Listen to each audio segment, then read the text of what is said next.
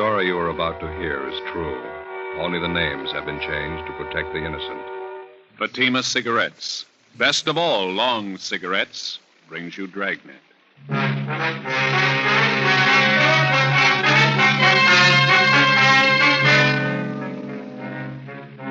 You're a detective sergeant. You're assigned a homicide detail. You go to an apartment house and answer to a shooting and dead body call. Her husband tells you it's suicide. The facts show it to be murder. Your job? Find out. You'll be amazed when you compare Fatima with other long cigarettes. You'll find they now cost the same. But in Fatima, the difference is quality. You see, Fatima is the quality king-size cigarette because it contains the finest domestic and Turkish tobaccos superbly blended. And Fatima is extra mild, with a much different, much better flavor and aroma than any other long cigarette. So compare Fatima yourself. Fatimas now cost the same as other long cigarettes, but your first puff will tell you... Ah, that's different. Yes, in Fatima, the difference is quality. Ask your dealer for Fatima, the quality king-size cigarette. Best of all long cigarettes.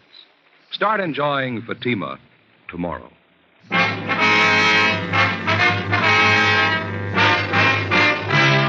Dragnet, the documented drama of an actual crime. For the next 30 minutes, in cooperation with the Los Angeles Police Department, you will travel step by step on the side of the law through an actual case transcribed from official police files. From beginning to end, from crime to punishment, Dragnet is the story of your police force in action.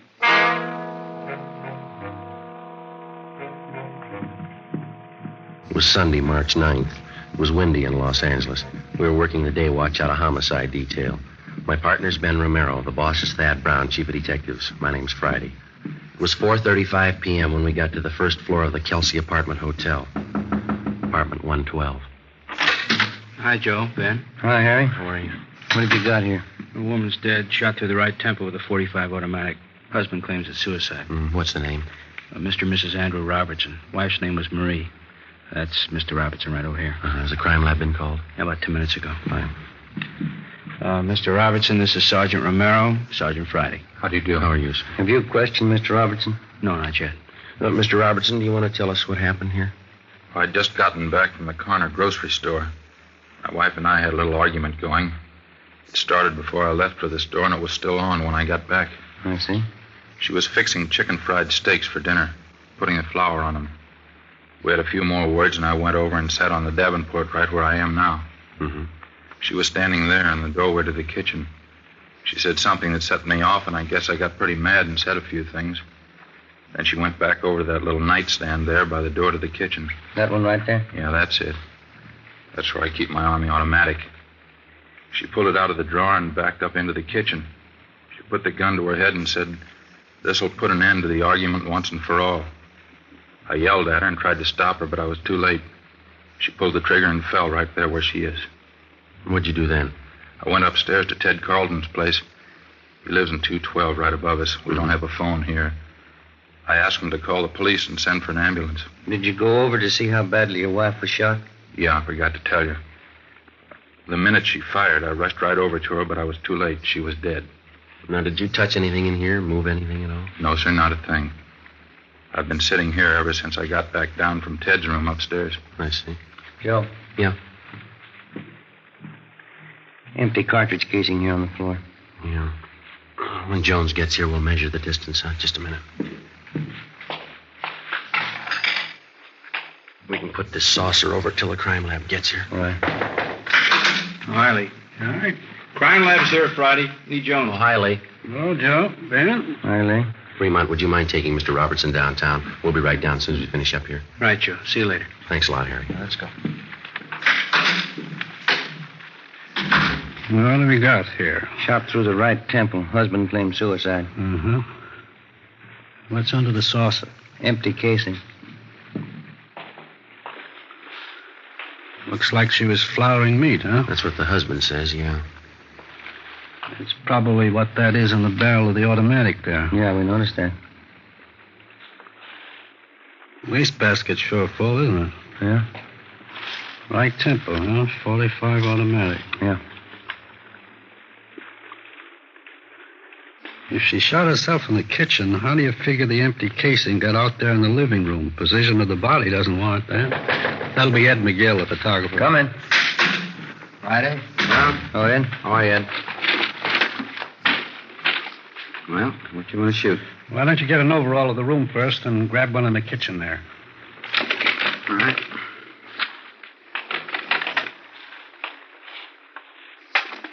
You want to wait till I get that saucer off the casing, Ed? Mm-hmm. Okay. All right. Mary, you want to move over there, love? Oh, yeah. Thanks. All right.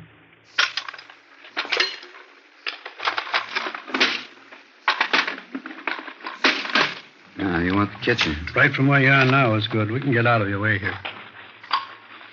Okay, this is fine.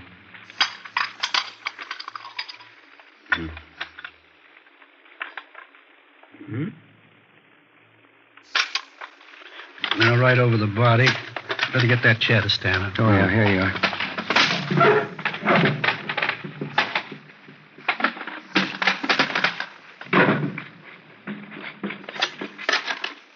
Not much room to work in here. Can you get it all in there?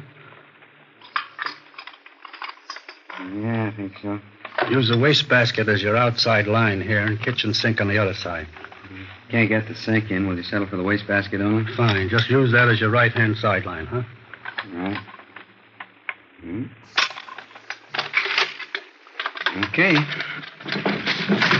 So while you fellas finish up in here, we're going to run upstairs a minute late. Okay, Joe. Come on, Ben.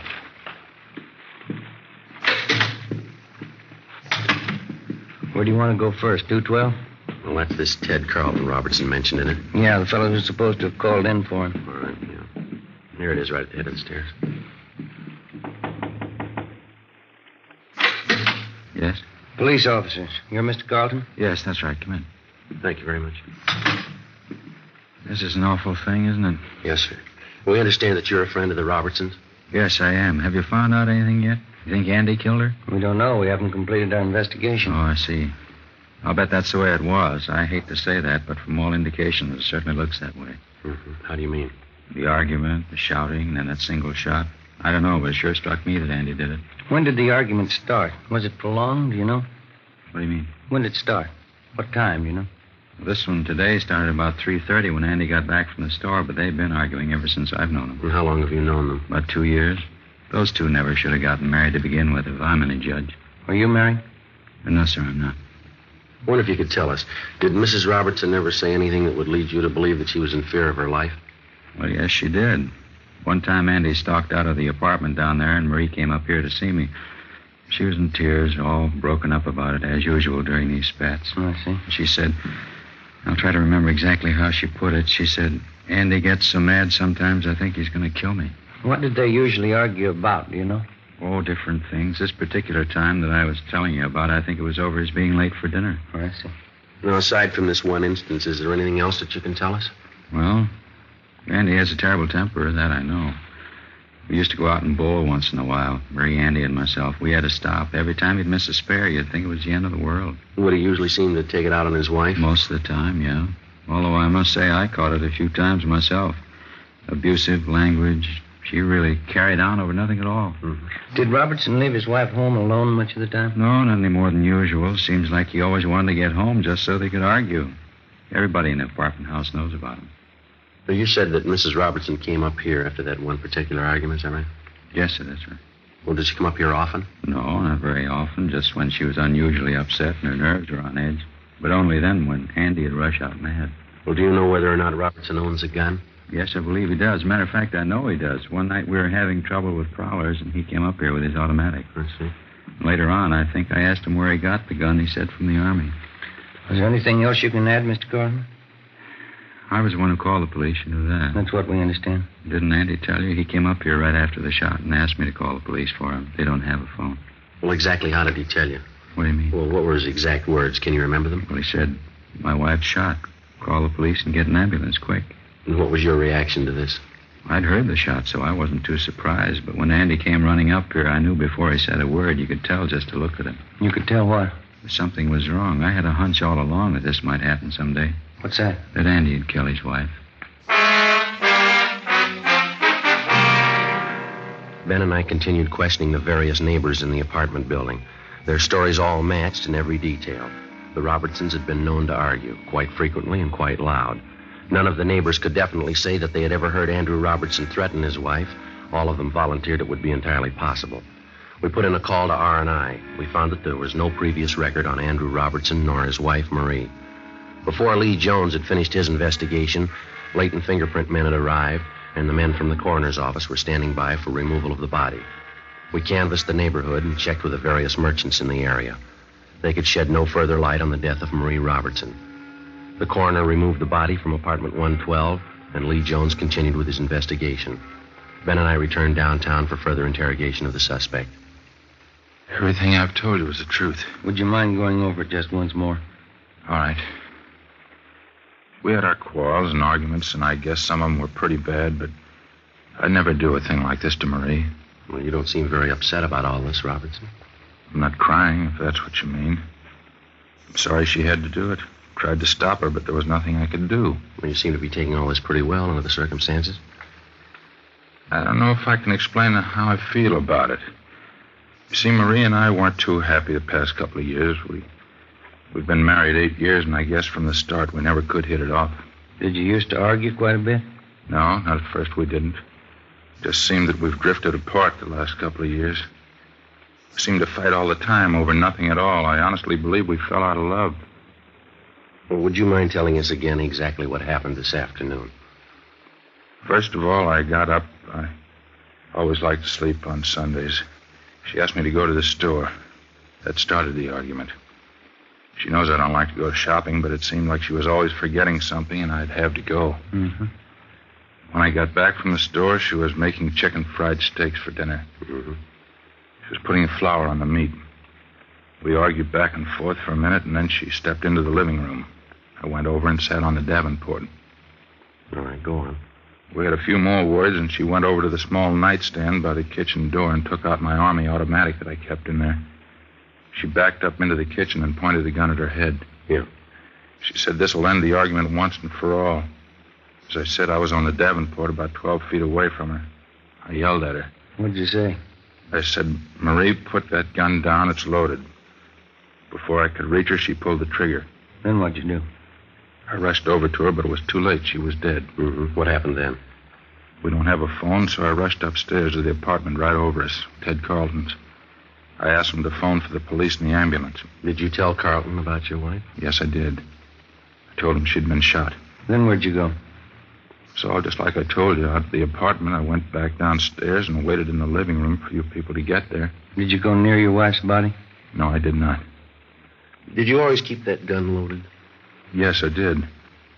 I always kept it loaded and actuated, with a shell in the chamber, but I kept the safety lock on.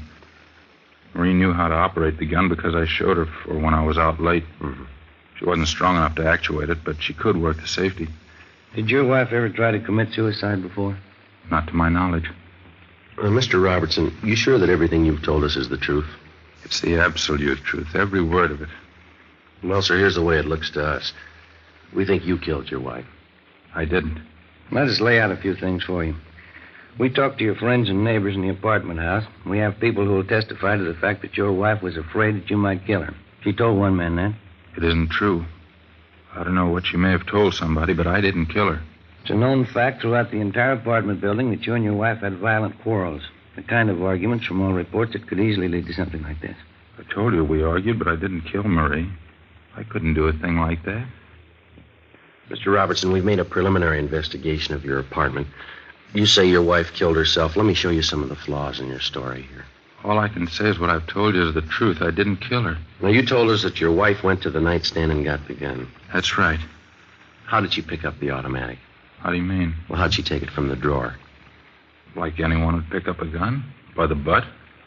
She picked it up like anybody would who was going to use it. You're sure about that? Positive. She didn't touch anything but the butt. Well, she had part of her hand on the trigger. Well, we know that, but she didn't touch any other part of the weapon. She did not. She didn't have time. Well, then how do you account for the fact that we found traces of flour on the barrel of the gun? Well, sure, she was flouring meat. Well, how did the flour get on the barrel? I don't know. Well, isn't it true that when you approached her with the automatic pointed at her, she tried to ward off the shot with her hand? Now, isn't that how the flour got on that barrel? That isn't true. Now, you said your wife was putting flour on some steaks. That's right. How do you account for the fact that we didn't find any flour on the butt of the gun where it belonged? Or on the drawer of the nightstand, where you say she first picked up the automatic? Well, I can't answer that. I don't know what all this means. Well, it means that unless you've got some kind of explanation, we have to assume that you're lying, that you killed your wife. I don't know how to explain all these things, but I didn't kill her. Mr. Robertson, you say you were an Army man. Isn't that what you told us out at the apartment? Yes, I was a sergeant in the Army during the last war. What outfit were you in? I was an instructor in sidearm weapons at Santa Ana Army Air Base. Then you'd be somewhat of an authority on the Colt .45 caliber automatic pistol, wouldn't you? I guess I would, yeah. That was one of the weapons I instructed in. You'd know all about the system of ejection employed by the Colt Company on their .45 automatic. Yes, I would. The empty casing ejects to the right, up and back. Is that correct? Yeah, that's right. In other words, if you were pointing a .45 at me and you pulled the trigger, the empty casing would eject to your right, up, and fall on the floor to the rear on your right side. Is that right? Yeah, that's where it would end up. You still maintain that your wife shot herself? Yes, I do. Where was she standing when she pulled the trigger? As I told you before, in the kitchen. How was she standing? What do you mean? Which way was she facing? Well, let's see. Facing me. Yeah, that's right, in the kitchen with her back to the sink, facing out toward me. And where were you? On the Davenport in the living room, facing her. Now, bearing in mind what we've already discussed and agreed upon concerning the ejection system of a .45, how do you account for the fact that the empty casing was found in the living room, 6 feet and 4 inches from the kitchen? Well, let's see. I'll figure it for you. The empty casing should have been found on the floor of the kitchen, somewhere to the right and rear of your wife. Isn't that about it? I don't understand. Why are you trying to prove me guilty? I've told you, and I swear to you, I didn't kill my wife. Well, it'd be a physical impossibility for that empty casing to have landed anywhere but in the kitchen if your wife had pulled the trigger of that automatic. Now, how about that? What can I say? Please believe what I'm telling you. I didn't do it. Not according to the evidence. I don't understand any of this. Well, here's the way we've got it reconstructed. You had a quarrel. You got the gun. You met your wife at the doorway to the kitchen. You pointed the gun at her. She tried to ward it off with her left hand, leaving flour on the barrel of the gun. You fired, and the casing was thrown up and back to the right, where it landed on the rug of the living room. The testimony of the neighbors, the flour on your wife's hand, the position of the empty casing. Robertson, you're it. I don't know why all these things are the way you say they are. Well, we do. We don't believe your wife committed suicide. You think about it. Come on, Ben. Yeah.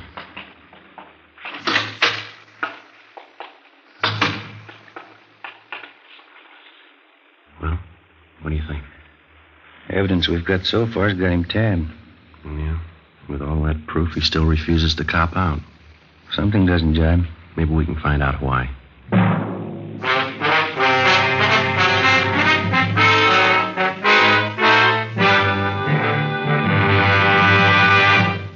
You are listening to Dragnet.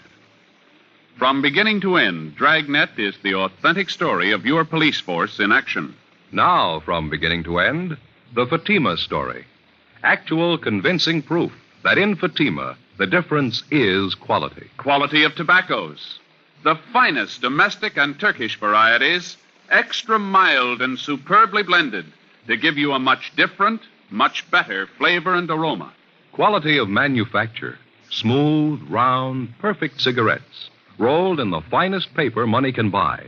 Manufactured in the newest and most modern of all cigarette factories. Quality, even to the appearance of the bright, clean, golden yellow package, carefully wrapped and sealed to bring you Fatima's rich, fresh, extra mild flavor. Because of its quality, its extra mildness, its better flavor and aroma, more long cigarette smokers are now insisting on Fatima than ever before. So if you smoke a long cigarette, compare Fatima. You'll find they now cost the same. But your first puff will tell you... Ah, that's different. Yes, in Fatima, the difference is quality. Insist on Fatima. start enjoying the quality king-size cigarette, Fatima. Best of all, long cigarettes.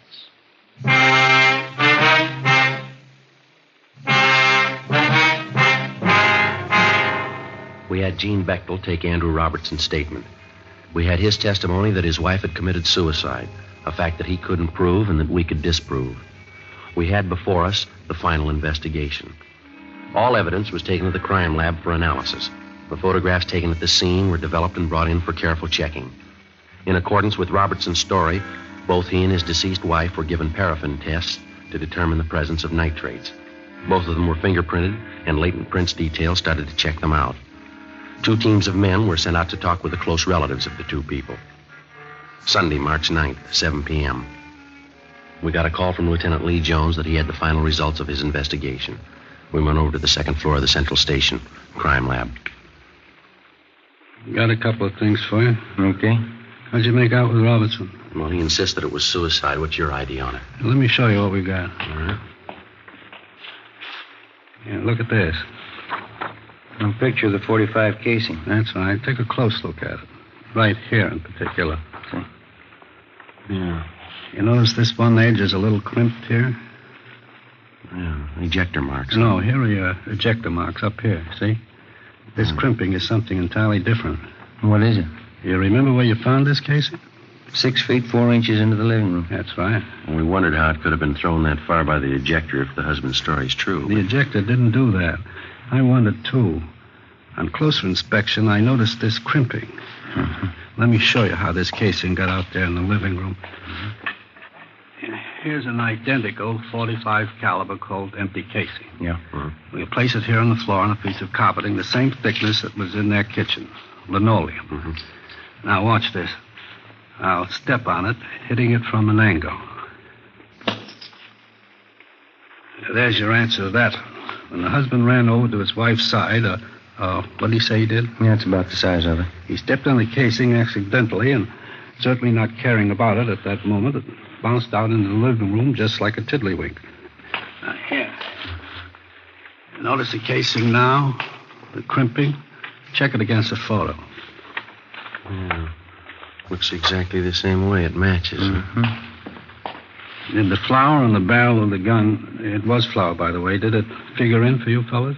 Well, yeah, we figured the wife was trying to ward off the gun when he pointed it at her. Well, certainly the logical deduction. Now, let me show you how it really got on there. Here's that shot of the kitchen out there. Yeah. Notice the wastebasket here? It's pretty full, isn't it? Yeah, we noticed that when we were out there.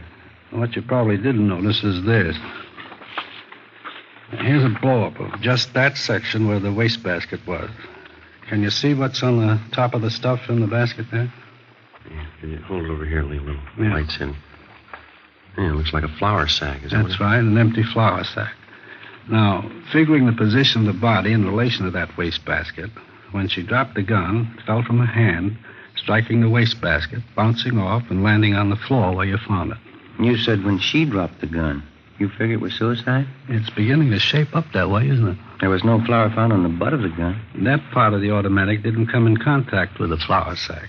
Yeah, but at least she was flouring meat. It'd be... There were no traces of it on her right hand, on the palm, just on the back. In checking the clothing, we found streaks of flour where she could have wiped her hands clean before picking up the gun. Yeah, and out there we could only see the backs of her hand. The coroner checked that through, huh?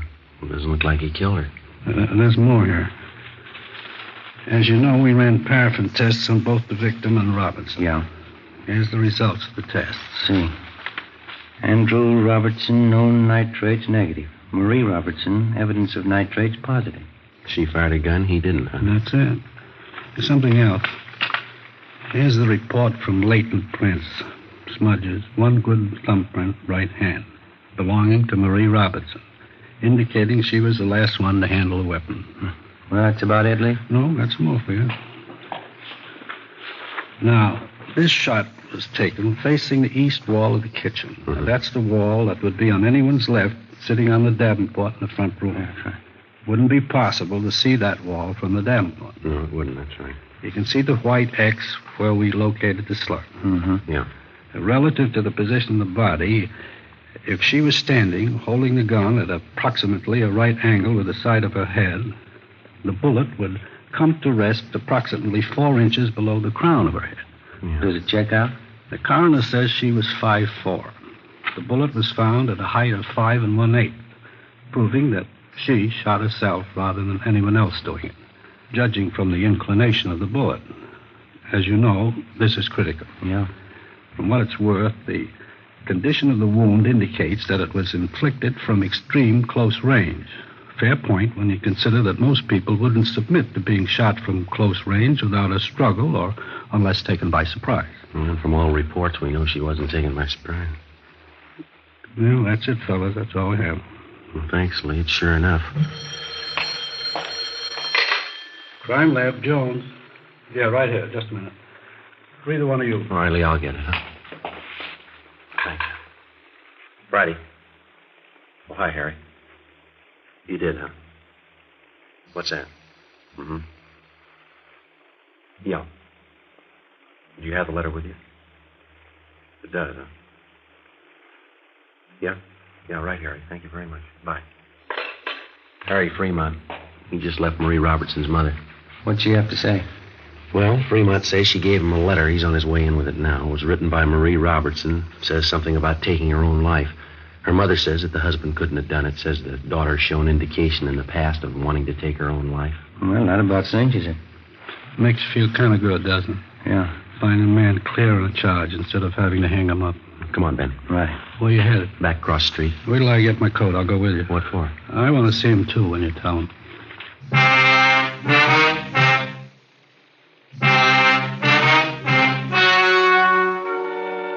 The story you've just heard was true. Only the names were changed to protect the innocent. On March 12th, the hearing was held in the office of the coroner, City and County of Los Angeles, State of California. In a moment, the results of that hearing. And now, here is our star, Jack Webb. Thank you. Friends, a great many listeners have written us saying that they first bought Fatimas because they liked our program. But they go on to say that after smoking their first pack, they agree with everything that we've said about them. That Fatimas are extra mild. That they do have a better flavor and aroma. Well, naturally, we're pleased when you get acquainted with Fatimas because all of us on Dragnet are convinced Fatima is the best of all long cigarettes. When you buy your first pack, I'm sure you'll agree. In Fatima, the difference is quality.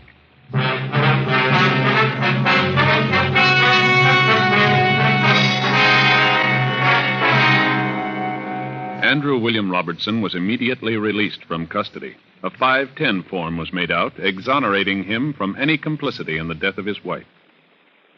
Ladies and gentlemen, Mr. James M. Fox, president of the Southern California chapter of the Mystery Writers of America. The Edgar Allan Poe Awards of the Mystery Writers of America are made each year for outstanding contributions in the field of mystery.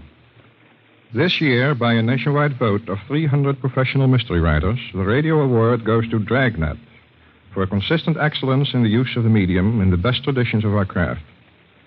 The Mystery Writers of America are happy to present their Edgars, statuettes of Poe, to Dragnet's Jim Moser, who writes the scripts, and a duplicate statuette to Dragnet. Congratulations, Mr. Moser. Thank you, Mr. Fox.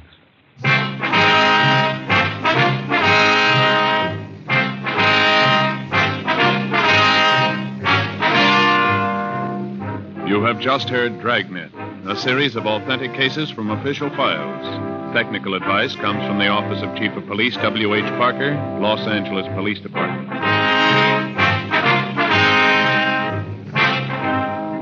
Fatima Cigarettes, best of all long cigarettes, has brought you Dragnet, portions transcribed from Los Angeles.